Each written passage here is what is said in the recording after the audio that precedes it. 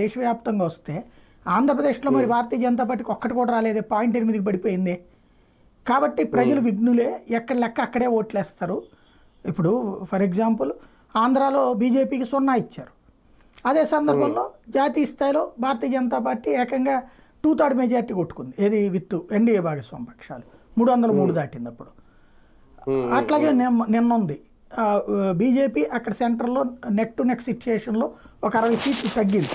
కానీ అదే ఆంధ్రప్రదేశ్లో 3 సీట్లు గెలుచుకుంది. ఎన్డీఏ కూటమి ఏకంగా 94% స్ట్రైక్ రేట్ తెచ్చుకుంది. అదే వైఎస్ఆర్ కాంగ్రెస్ పార్టీ 11 సీట్లకు పరిమితమైంది. కాబట్టి జనాలు ఇంకొకటి కొన్ని చోట్ల ఉంటుంది. ఫర్ ఎగ్జాంపుల్ మధ్యప్రదేశ్లో ఉంది. 2018 ఎన్నికల్లో ఓడిపోయింది బీజేపీ అక్కడ, 2018లో జరిగిన ఎన్నికల్లో. కానీ పార్లమెంట్ ఎన్నికల్లో క్లీన్ స్వీప్ చేసింది. అలాగే రాజస్థాన్ ఓడిపోయింది బీజేపీ, కానీ లోక్సభ ఎన్నికల్లో క్లీన్ స్వీప్ చేసింది. Chhattisgarh same, Telangana same. తెలంగాణలో మీకు గుర్తుంది కదా, ఒకే ఒకటి గెలిచాడు రాజాసింగ్ 2018లో జరిగిన ఎన్నికల్లో.